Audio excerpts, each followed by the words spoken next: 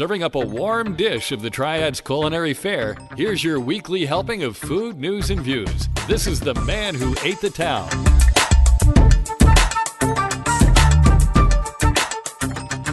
Hey folks, and welcome to episode 103 of the Man Who Ate the Town podcast. This is for the week of March 11th through the 17th, 2019. My name is Tim Beeman. My name is Ray Morgan. And we are opening the recipe box. And we are recording this episode of the Man Who Ate the Town at the lab at Industry Hill. It is a repurposed building on North Chestnut Street in the old warehouse district of downtown, what we now call Industry Hill. A lot of cool things happening around here. Just yesterday, I filmed a video in a warehouse I didn't even know was back there. Someone sent me the address, and I'm like, where is that? What is that? Because I know Rockbox across the street. This is behind the Rockbox. Oh, okay.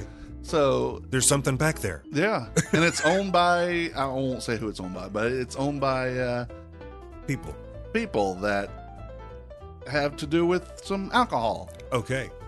So we'll just go with that. That works. But there's a whole lot of other cool things around here. Restaurants, chocolatiers, breweries, entertainment complexes, high-end stereo shops, bouldering facility, and more. Very diverse. Find out more by visiting industryhill.com. So the Dario on University Parkway up near 66 is getting ready to lose its location. What?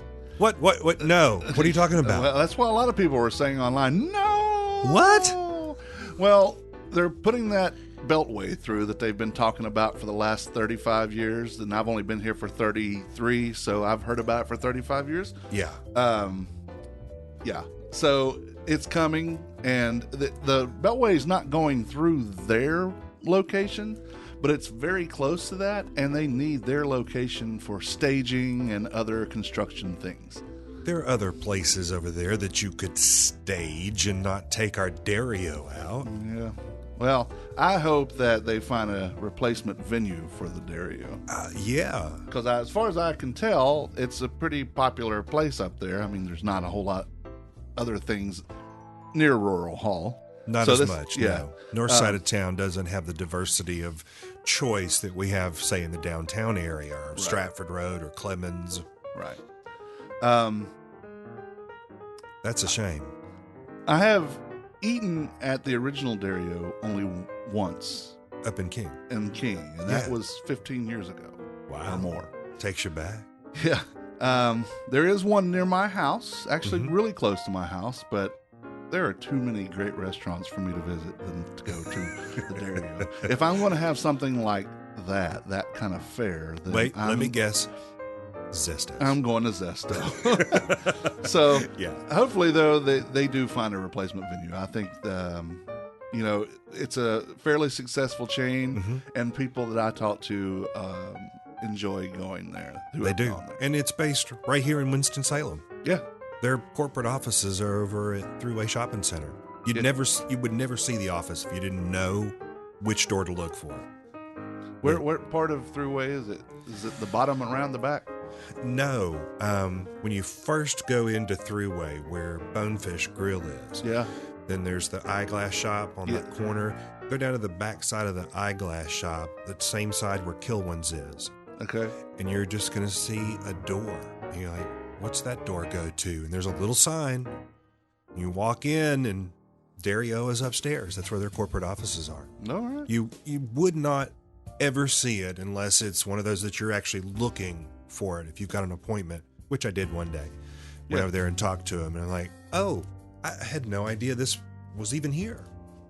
Out hiding in plain sight. So is it up there where the temp agency is? Yeah. Yeah. Okay. Yeah. It's exactly where it is. But again, you wouldn't know that it's there. It's very indescript. I like the look of those offices from the outside. I mean, because they have their own little walk. They do like a little patio and everything out there. Or is that a lanai? I never know what the difference between a lanai and a patio is. I couldn't tell you either. Yeah, I don't even know what a lanai is. Gonna look it up for us. I'm going to. Let's look it up. Let's edumacate folks this afternoon. It's a porch or veranda. Okay, well there. So it's a lanai or a porch. Yeah. But there is also Lanai is the sixth largest Hawaiian island. Well, okay. Yeah. But I know about Lanai because I watched the entire series of Golden Girls. So Blanche had a Lanai, which was a big ass patio that had coverings. So, But she called it a lanai. but they called it a Lanai. So So, folks, there you go. You've been educated this afternoon. there you go. A new-ish, authentic Chinese restaurant opened in Advance, and nearly no one has noticed. That's sad. The restaurant is called Pangu and is owned by two Chinese immigrants from the Jilin area in China that is close to North Korea and Russia. Okay. There have been, and there are, in Advance of all places, there are 3 Chinese restaurants. But this one is the authentic thing. Now, their menu is scaled back compared to if you go to like China Chef or someplace like that in a strip mall. That They all have exactly the same menu placemat, and pick one from here, one from here. Yeah, you can get a bunch of happy family and all that stuff. Yeah. Is all the faded light pictures on the top that have lights behind them that are like burned through. Mm-hmm. Yeah, And none of the food actually comes out looking like that. no, it all comes out in a big pile of gunk. Yeah. So, but anyway, there have been a few authentic ethnic restaurants in the Winston-Salem Clemens Advance area. My question: why don't they work? What is it about? We want that kind of cuisine. We say we're looking for something authentic, but then those restaurants don't thrive. Why do we not patronize them more? Is it an advertising thing? I mean, it could Possibly. be part of it, and people don't know it's there. But if people go into this restaurant, they do have General Tso and a couple of other staples that you're going to have to find in a Chinese restaurant in this country. But the majority of what they do is authentic Chinese food from their region in China. So even if people know about it, chances are they're going to go in there and order General Tso's chicken. Because that's what they know. Or They're the familiar or the- with it. Yeah, or one of the other, chow mein or something, which is not even Chinese. That's Americanized stuff. General Tso chicken is not Chinese. There was no General Tso. It was Right. American people making that stuff up. But now the Chinese actually did invent spaghetti, yes, they did. not the Italians. This is true. That's why noodles are so important in Chinese culture too. Now, I personally, I have not heard of this restaurant until now. Yeah. So- I hadn't until this morning when I was doing some research. Maybe it is a marketing issue that they haven't gotten the word out enough. Well, okay, so let's talk about Buena Pinta was here. It was more authentic Mexican food than just the standardized Monterey's, which I love Monterey. I'll eat at that anytime. But this was more authentic. It's not quite as authentic as like El Rancho over on Sprague Street, but it was more Yeah, that place clean. is a legend. Yeah, it was more clean eating Right. Mexican food than just a bunch of fried and melted cheese on stuff, queso on top of stuff. So, but it didn't last a whole long time either. Part of that was they got moved out because they wanted to rent that space to what eventually became the Honey Pot. But so then they had the place, the Kebabs on 4th, across the way, which Mina and Manny opened, who owned Buena Pinta. And it was closer to because they're from Iran or Iraq 1. Oh, okay. And so it was a lot of naan, a lot of, Middle Eastern food. Right. Nobody went. So, Makes you wonder. It actually then raises the question, and our friends from Yamas, how well are they going to do with Mediterranean street food downtown when people are not flocking to the ethnic places? Well, but there are plenty of quote-unquote Greek restaurants in this town that do well. Yes, And, you're right. But not all of them completely do Greek food. I mean, this is not Greek food. This is Mediterranean, but it's Right. it's a lot of Greek because that's what It's Greek part food of is. that culture. True. Because truly, isn't Italian food Mediterranean? Yes. Yes. Yeah, so Technically. because they're on the Mediterranean. Yes. And they do share a lot of the same qualities. You know, Mm-hmm. it's just a lot of the seafood stuff and things like that are the same. Right. But I think they'll do fine because A, they have marketing behind them. Mm-hmm. B, they are already a proven commodity as far as the family goes. And You're right. They have several successful properties in the area. right, so I think they'll be fine. But it might take a little bit to catch on.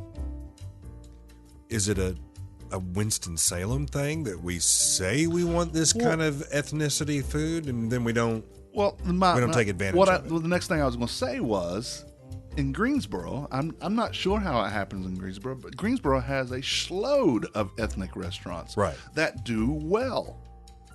So, is it Winston? Maybe we need to broaden our palates as a community and really begin to incorporate other flavors into our palate. How do we do that? The only way I know to do it is to do it. Go sit down and eat it and find out, ooh, this is good. Yeah. And I've had that experience before. People say, here, let me take you to this place. Let's try this food. Really? I've never had that before. And then you taste it and say, why have I not had this before? Yeah. Give me more. Well, that's the thing with me. I try to find things that I've not had before. Yeah. And I'll eat it. On the blog post, on the blog itself, I say on my little bio thing is I look for anything I can't pronounce. I want to put it in my mouth. That's mostly true, but Yeah. but I want new stuff, and that's why one of the things for Stephanie and I, who when we don't get to travel as much as we like, but when we do travel, it's places that we want to try the food from. Right. I mean, we went to Boston in September. Boston is pretty much the cradle of this country. I mean, it started up there, and so many clam chowder. We talked about that. I showed you pictures. I mean, that was phenomenal. But then there are other things, the Boston baked beans, I didn't really care for. Mm-hmm. I've had them here better. Yeah. So it's hit or miss with that stuff. But the thing is I try things that are there, and I try not to do chainy things. Sometimes though you just have to. But I don't want to. Yeah. And I try my damnedest to, unless it's a novelty thing that we have to go to. Mm-hmm. That I don't do chains. Because we've got so many great places that are locally owned, and then the money that we're giving to them is staying in our community. It's True. not getting sucked out and somewhere else gets to the corporate. benefit. Yeah. So, but even with that, these are locally owned folks, Mm-hmm. and no one. The thing is they've been open for 4 months and are struggling bad. Yeah. And this was in an article in the Journal this morning, but I don't have any of the quotes, but it was where I found out about it. But she says, and she and her husband, it's a mom and pop Mm-hmm. organization, truly as mom and pop as you can get. American dream, moved from poverty and communist China to here to open up your restaurant that shows off, highlights food made in your area, and we poo-poo on it, not for Right. pun reason, the poo-poo Ba-dum-bunch. platter, but yeah, we just don't give it a chance, and I don't know what to do. I mean, I try to talk about as much ethnic stuff on this show that I can, and I know people listen and people respond and people read what I write, but I can't be the only one, and you can't be the only one. No. We need other people to do that. Yeah. So, folks, go to Advance. Check them out. Yeah. So I didn't even know about the Pangu until today. So getting to Advance is going to take me a little bit to get over there. But I mean, it's just because I don't have time to run over to Advance. But I do need to go, and I do need to try it out, and I do need to write about it and report back. Yeah. I'm not going to go into the details because I've not written anything about that, but I did go to Zito's Pizzeria and whatever the thing is called last week, and I had the spanakopita, yeah, or spanakopita, as some people like to call it. I have a picture. I've always heard it as spanakopita, but I would have to ask somebody that's, an actual expert instead of me.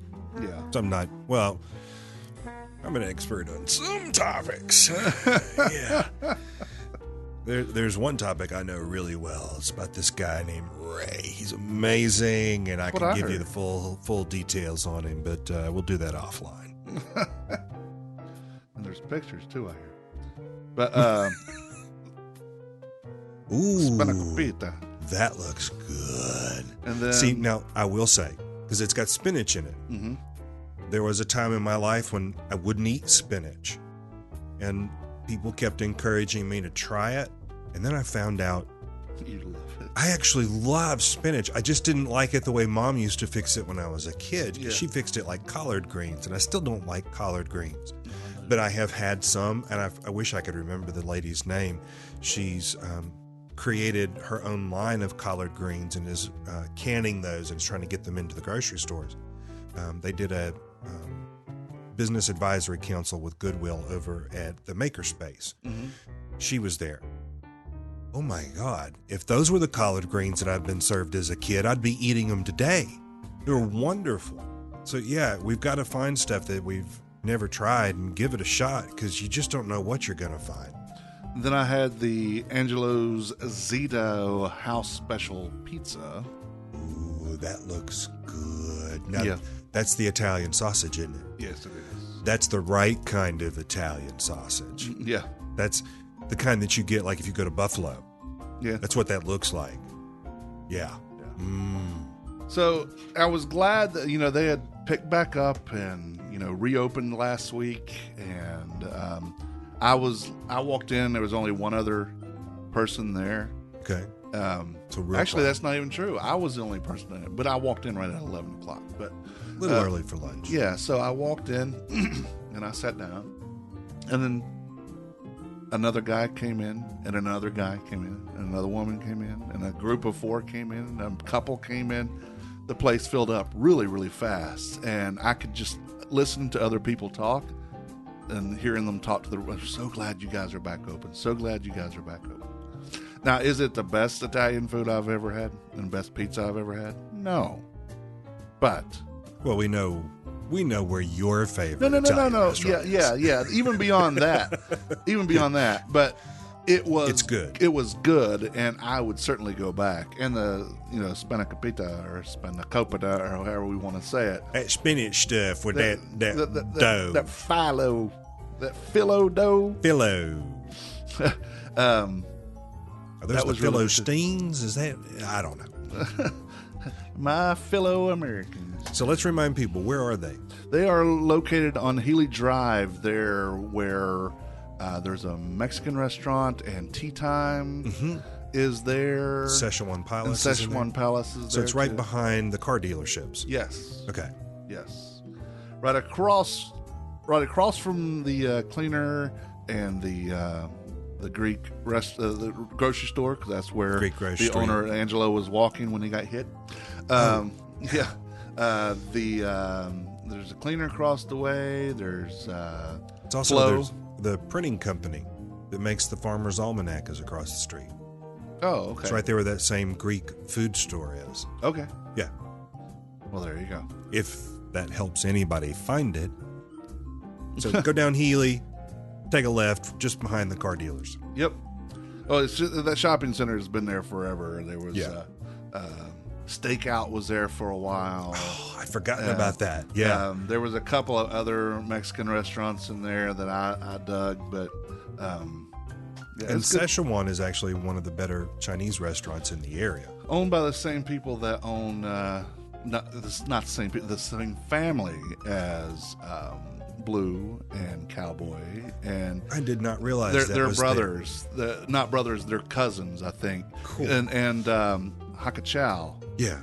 they're the same family too. Cool. Yeah. I did not know that those were all connected like that. Yeah, because I had an interview with one of the young folk there at Hakachau, whose parents and he owned, and his brother, and they said, yeah, my uncles are Terry and Freddie Lee, and Cool. my other uncle owns Szechuan Palace. So So that one family has really had an impact Yeah. on the restaurant industry in Winston. yes, they have. Yeah, Hakachau is love that restaurant. That's great. My only complaint, the menu is too big. It was so hard to narrow Yeah. that down. And we'd be the same ones that complain, well, there's nothing on this menu. They had it down. But it's true, and it's not a bad thing to have that much stuff on the menu, but it is hard to make a decision. It was, because you've got Chinese and Japanese and Korean and all these different types of cuisine. It's like, well, what do I want? Yes, Yeah. a little of everything. Plus, they have a sushi bar. Yeah. So- Whitney and I went over there and had dinner and had a wonderful experience. The manager came out and introduced himself. He'd heard it was our first time, and he just wanted to make sure that we were having a good experience. Wonderful wait staff. The whole ambiance. I was really impressed with that place. As alluded to in our interview with Brandon Cassidy from Food Freaks, there will be no Burke Street Food Truck Festival this year. I didn't read the article in the Journal, but I reached out to Susan Morris and Reggie Delahanty, actually while Brandon was still sitting here. And here's what the response was: taking the year off, timing conflicts, and family/work obligations. The festival is something we do in our free time as volunteers, just no free time this spring. I can understand that. I also think trying to do a festival of that extent in the current condition of traffic downtown would be very difficult to pull off. For one, getting people there, but not because it really is a problem, but because people perceive it to be a problem. Yes. Yes. You'd almost have to move it Yeah. somewhere else, like move it to Tanglewood or something where you've got a huge space and lots of people can come. And we know nobody's going to Tanglewood for that. No. So, yeah. So maybe it's just best if they took the year off. I hope that they get their time back, and after the craziness of the redirected traffic downtown settles down, I hope they can get it back going. I think it was an awesome opportunity to try things you hadn't tried before. Yeah. But as we talked about with Brandon when he was here, people complain that there's too long of lines, but this is fresh made stuff to order. If you go to a food truck and they hand you something directly out of unless it's a scoop of ice cream, it was fresh. you know that it wasn't fresh if they handed you something immediately after you ordered it. Yeah, so they had already pre-cooked, or what, I forget what he called it, another word for pre-cooking, but Pre-prepared. yeah. So, well, and the other piece that I remember him saying is that it brought in trucks from far away. yeah, But we're not going to have a chance to go visit them again in the area. People are coming from Raleigh or Virginia to south side of Charlotte to come up here and go to that festival. Then we're not going to have a chance to track them down over the course of the rest of the year. right. So the I'd local like to see ones, it more just the local trucks. yeah. I will say though, I really did enjoy Baguette About It. Yeah. That was a great truck. And they still are around, but they're out of Raleigh, so we don't get to see them as much. All right, now it's time for the ridiculously named food holidays. Oh, looking forward to it. today- What stupidity do we have in store for folks this week? Well, okay, today is the 11th, and it is Oatmeal Nut Waffle Day. What? Yeah. Oatmeal Nut Waffle Day. Now, don't forget the dash. There's an oatmeal hyphen nut waffle day. I have never heard of such a thing. Maybe that's why they need a day, is they're trying to build promotion for it and awareness. And, Maybe. but oatmeal nut as a waffle? Maybe we could talk to Salem and she could make the biffle out of that, and I'd try that. Oh yeah, she was at our TBD meeting and passed heard. around the champagne apple butter. I'm disappointed I missed And that. it made it around the tables almost 4 times. Wow. And She then- bought a lot then. And then it was just a jar. It was a tall jar, and then Corey ran off with it. I saw him put the lid on it and put it in his jacket pocket and left. Mine. In 2008, on this day, San Francisco passed a law requiring chain restaurants with more than 20 locations in California to post nutrition information on their menus. They probably didn't like that. They probably didn't. The 12th of March is IHOP Restaurant's National Pancake Day. Okay. It's a free stack of pancakes, and it is an annual charity fundraising event. So I probably wouldn't talk about a chain like that, but it is for a charity. So yeah. For a charity, all right, we'll give them that much time. it's also Baked Scallops Day.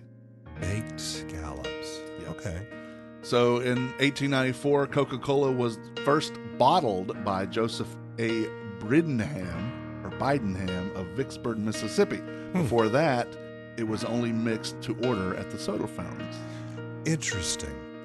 Of course, we like having our Coke in a bottle and being able to go wherever. Yeah. We live for that now. Yeah, and a smile. Coke and a smile. Yeah. In 1975, the only reason I'm still alive, my beautiful wife, Stephanie, was born on the 12th. Woohoo! Yay! Now, there's a holiday that we can actually celebrate and say that's a great one. Yes, and she is a That great one, that one is not stupid. No. But back to the stupidity. Okay, here we go. The 13th is Coconut Tort Day. What? Coconut Tort Day. Is that a normal tort? Don't you normally do that with like fruit? Yeah. I mean, I don't do a lot of torts. Or yeah, coconut. I mean, I like coconut, but in a tort, really? We need a day for that? It's a rich, usually multi-layered cake that is filled with whipped cream, buttercreams, mousses, jams, or fruits. Or coconut. Or coconut on this. One day out of the year. Yeah. I think that's a manufactured holiday by the coconut industry. Could be. I bet they have 2 or 3 days out in the year. It's also Ginger Ale Day. Oh, no, I'm good with that. And I like believe, ginger. I didn't write it down, but I think the guy Schwepp Yeah. was born on that day. Oh. I think that's what I said. So that's, okay, I could see that coinciding. And, of course, ginger ale has had a big impact on our beverage consumption over the years. I'm a fan of ginger ale. I like ginger ale by itself or as a mixer. Yep. I like those, you get those specialty ones where it's like extra hot and all that stuff, the Blenheimer or whatever it's called. Man, I tried that once. Once. Yeah. Oh, my God. Yeah. Well, they have extra hot, mild, and whatever. And it's just the amount of ginger it's in there. Yeah. And that's all it is. But I mean, ginger by itself can be very spicy. yeah. Yeah, a friend of mine was like, "Oh, I love these things. You like ginger ale?" Yeah, I love ginger ale. Here, you got to try one. What the heck? What are you serving me? Yeah. It's hard This to is not ginger ale. Yes, it was. That was the real red-headed ginger ale. Oh, yeah, I'm not again. No, thanks. I'll stick with my Schweppes. I'm good with that. Is Schwepp your favorite? Or are you a Canada Dry kind of guy? Actually, it's either Schweppes or Seagram's. Okay. I don't like the Canada Dry as much, and I don't know that I could elaborate any further than that. It's just like I like that taste a little better. So if we had a taste test, would you be able to pull out the Schweppes or the? I wonder if I could. We need to find some and do a taste test. I might have to go, buy some and then set that up at the house. Or bring it here and we'll do it on the air. Yeah, because I don't know that I could pick it out. Well, it's the old Coke and Pepsi taste test. It's like, I can always tell the Coke. That was Pepsi? Yeah. Yeah. Yeah. When you have no point of reference, it's hard to do. It is. Much harder. The 14th is National Potato Chip Day. I'm okay with that. It's National Ag Day, so it's Agriculture Day. Okay. Now, see, that's another one that we should be able to support, because obviously without agriculture, we have no food. This is true. It's National Reuben Sandwich Day.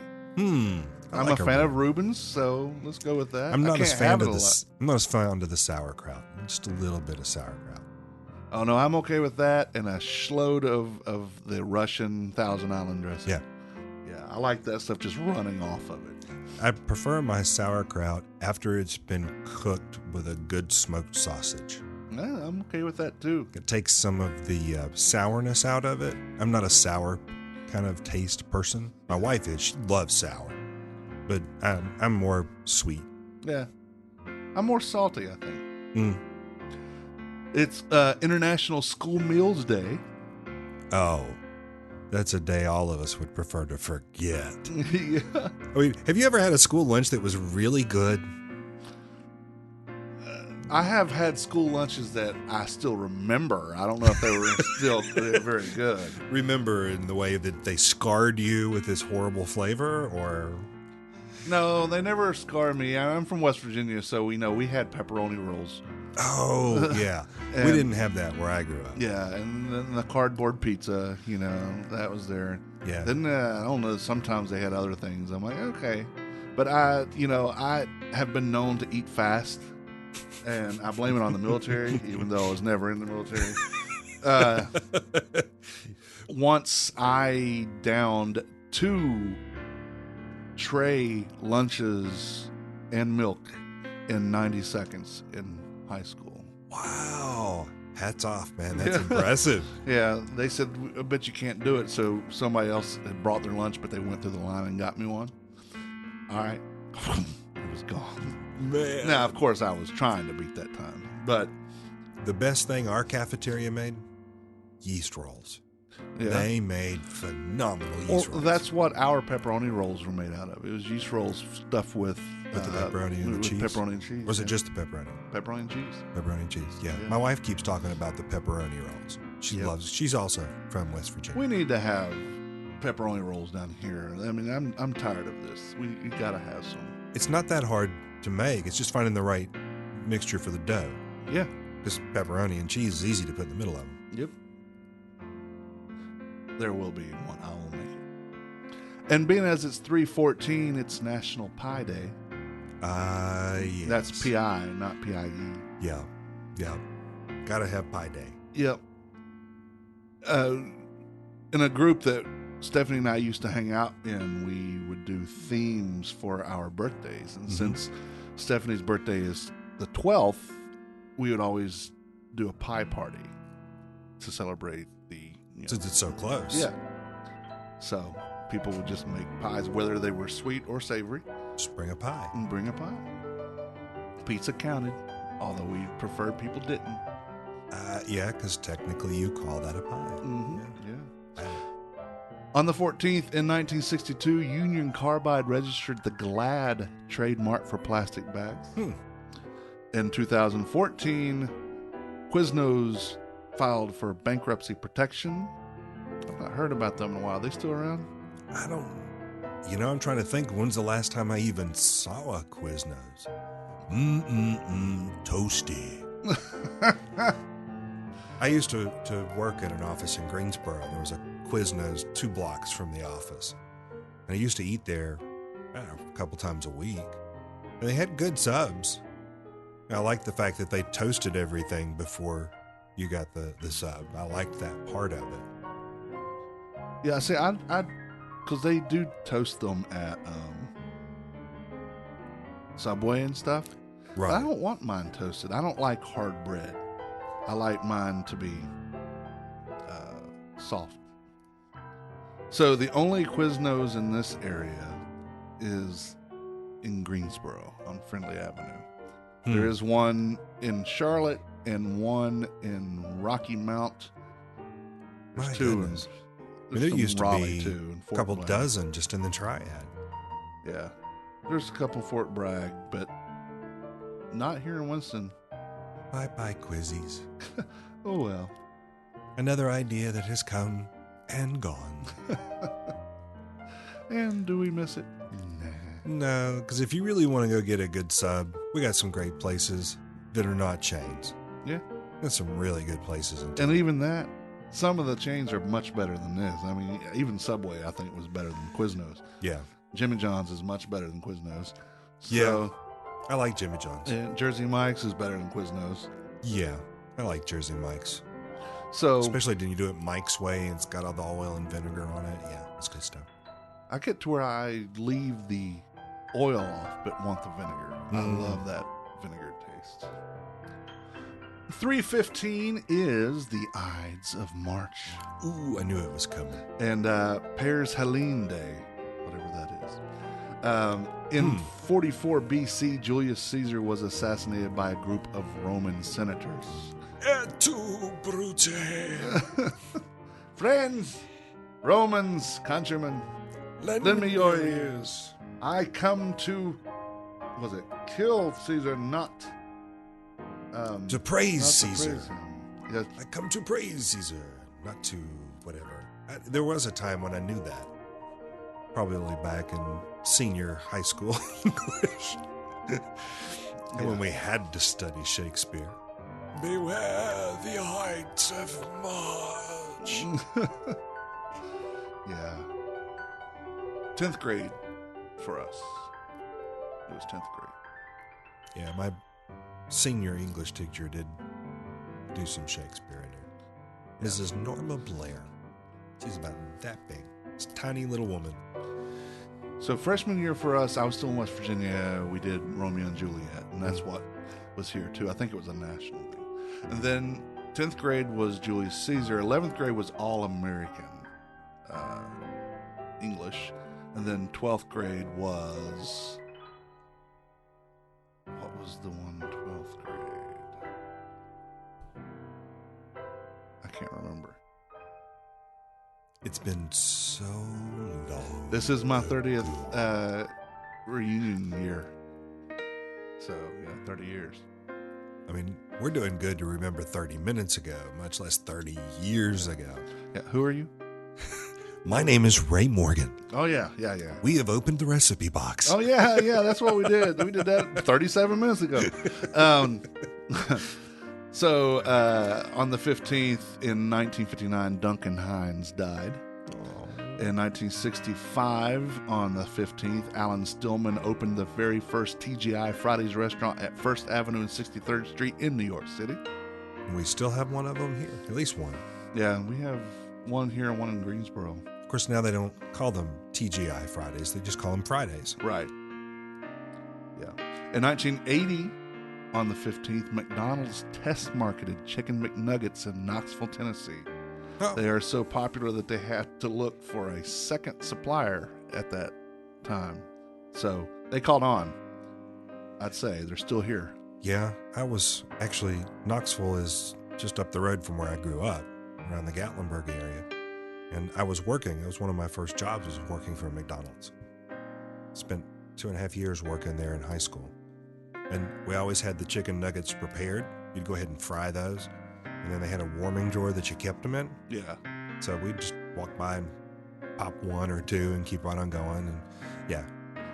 Why Then- are then none of you these saw the employees pink- stopping for lunch? I don't know. Oh, because we've been eating nuggets all morning long. And then you saw the pink goo. Is that what you're going to say? Yeah, I was like, I don't think I want those anymore. That's... Yeah, no thanks. Yeah. If it looks like actual chicken, then all right, I'll eat that now. Yeah.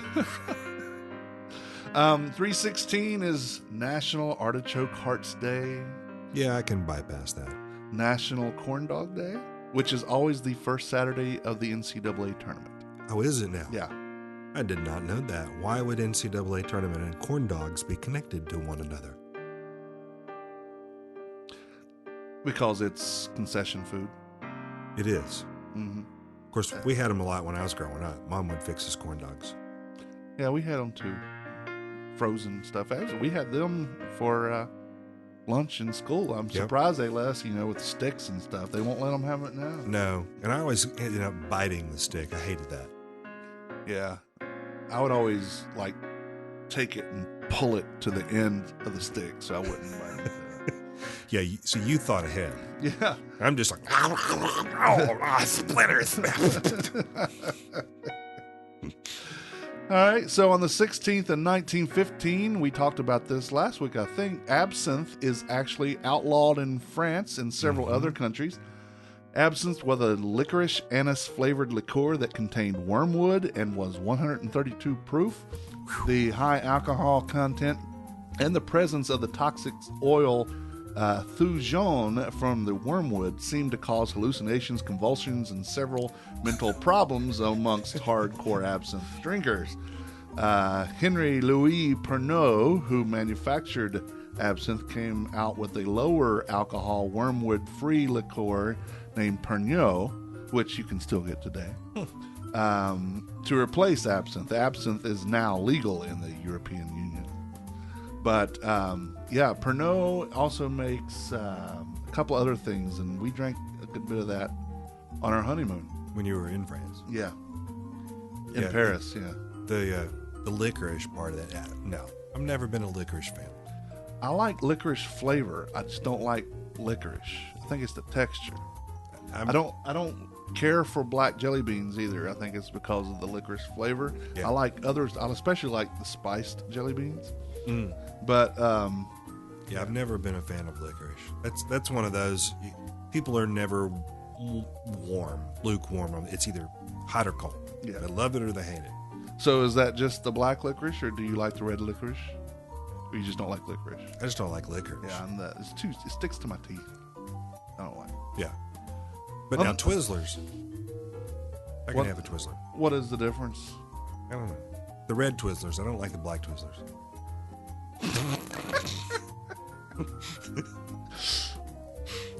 Well, okay. Yeah, I didn't say that everything in this head made sense. No, you didn't. And for a reason. And I've known you because today is our 1-year anniversary, friendiversary on Facebook. Is it? Cool. And we knew each other before then. But only about a day or 3. Was it that? Because we first met through TBD. Yeah. So it was a couple of months then, I guess. I was thinking, yeah, because we started that in November, and you started coming pretty soon after. I was there for the first one. Yeah. So we've known each other since then, but we just hadn't Facebooked. Yeah. Well, and here we are sitting doing episode 103. This is true. I was here before you hit 100. Yes, you were. You were here in the 80s, weren't you? I think I was, yeah. We'll have to look that up. So here's the last one. 3/17, of course, is St. Patrick's Day. It was my dog Buddy's birthday.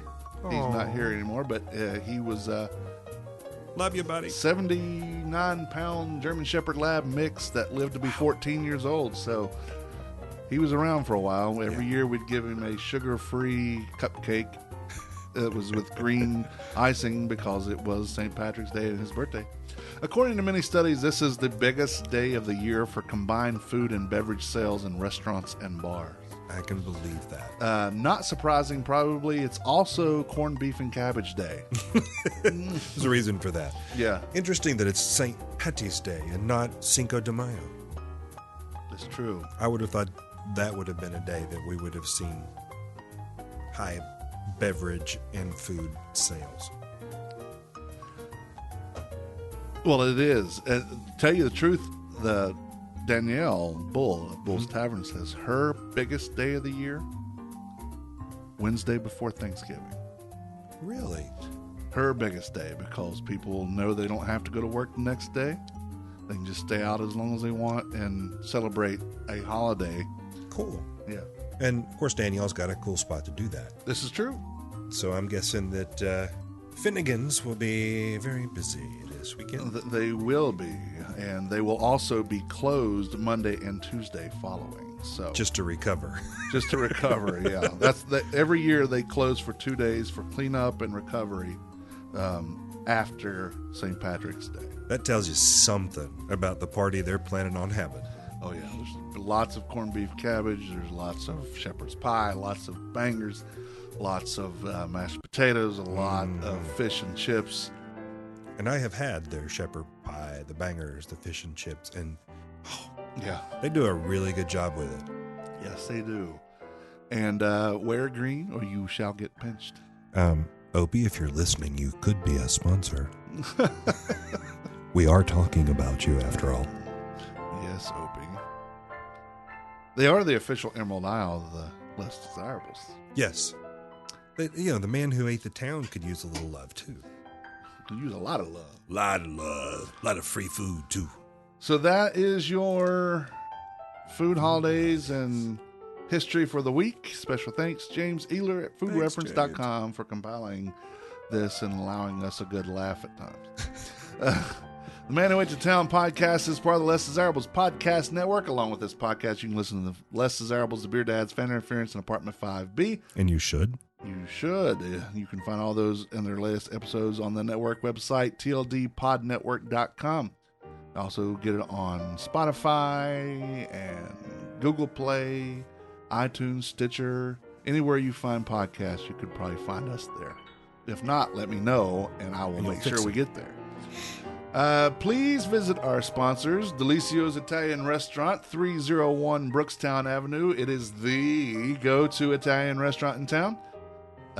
We talked about authentic ethnic food. There That's you true. go. That's Delicio's. That is authentic ethnic food. Now, Tony will admit that sometimes he has to Americanize some stuff, but it's still his family recipes and people that he knows. So, as close as you can get while still appeasing those who just absolutely have to have Americanized crap, you can get the good stuff at Delicio's. Get the good stuff. The good stuff. Hey, Pavaro, you got the good stuff.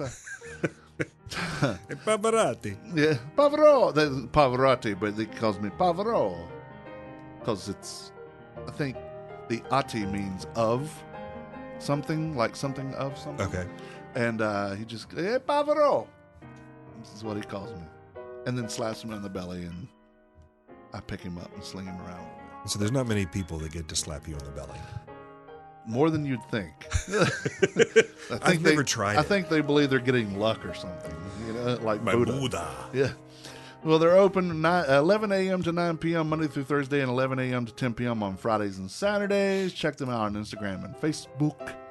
And Washington Park Provision Company is located at 301 West 4th Street. While you're in getting your Wolfie's custard and pick up eggs, milk, cheese, all that from Homeland Creamery. They're not really a grocery store, but they're more than a convenience store. This is true. That's exactly what they are. They have Ashe County cheese, too. Really? Mm-hmm. You can't get that just anywhere in town. No. Larry's Beans Coffee, they're one of the few people that serve that. Wolfie's custard, like we said earlier. Peanut butter, bread, napkins, hot sauce, toothpicks. Because when you need a toothpick, you need one. It's true. So go down and get it, and then you're set. It's like you said, it's better than a convenience store, not quite a grocery store. Again, they're located at 301 West 4th Street in downtown Winston-Salem. On Facebook, they're Washington Perk. On Instagram, they are Washington Perk _DTWS. The Humblebee Shop is located at 1003 Brookstown Avenue in the west end of downtown. Visit her for cookies, cakes, pies, and other dessert goodies made just for you. If you need vegan or gluten-free, she does that too. If you need a fee, she'll be happy to charge you one. Yes. We'll even come up with fees that we can charge you. Yes, it's the eating fee. The you got to see me fee. I would pay that. I would too. I would too. Just to be in Brittany's presence. Speaking of that, she Yes. will be in our presence in the next couple of weeks. So We're very excited to have her on. everything is carefully crafted and made 100% from scratch. The Humblebee Shop wants to challenge your perception of scratch made and leave you with an experience you couldn't possibly forget. For more information, follow them on Facebook and Instagram, or visit the humblebeeshop.co, SHOPPE.co. All right, keep an eye on the blog and this podcast to find out more about the food news and happenings around town. If you have any food news, send us an email, Tim@themanwhoatetown.com, or Please.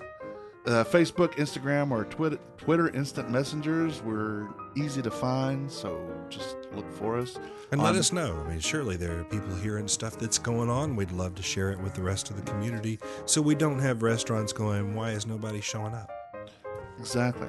And if you disagree with us on things we say, keep that to yourself. No, Sid's kidding. We'd love to hear how you disagree with us so we can ridicule you. or just have a good discussion. Yeah. We look for comments as much as we do food news. We want to know what you think.